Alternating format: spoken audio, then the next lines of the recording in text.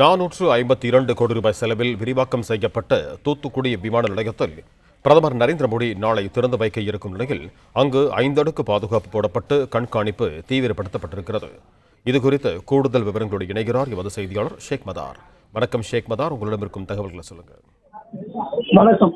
தூத்துக்குடியில் சுமார் 452 கோடி ரூபாய் மதிப்பில் விரிவாக்கம் செய்யப்பட்ட புதிய விமான நிலையத்தை நாளை இரவு 8 மணி அளவில் தனி விமானம் மூலம் தூத்துக்குடி விமான நிலையத்துக்கு வருகை தரும் பாரத பிரதமர் நரேந்திர மோடி திறந்து வைத்து பின்னர் நடைபெறும் விழா நிகழ்ச்சியில் கலந்து கொள்கிறார். இதற்காக விழா மேடை அமைக்கப்பட்டுள்ளது. சுமார் 10,000 பேர் அமரக்கூடிய வகையில் விழா மேடை அமைக்கும் பணி தீவிரமாக நடைபெற்று வருகிறது.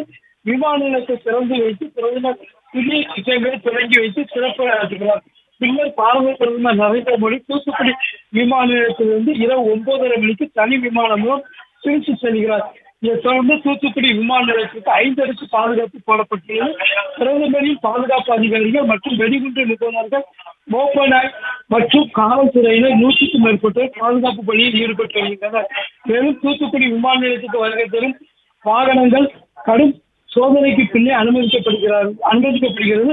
மேலும் தூத்துக்குடி கடல் பகுதியில் கடலோர பாதுகாப்பு போலீசார் தீவிர கண்காணிப்பு பணியில் ஈடுபட்டு வருகின்றனர்.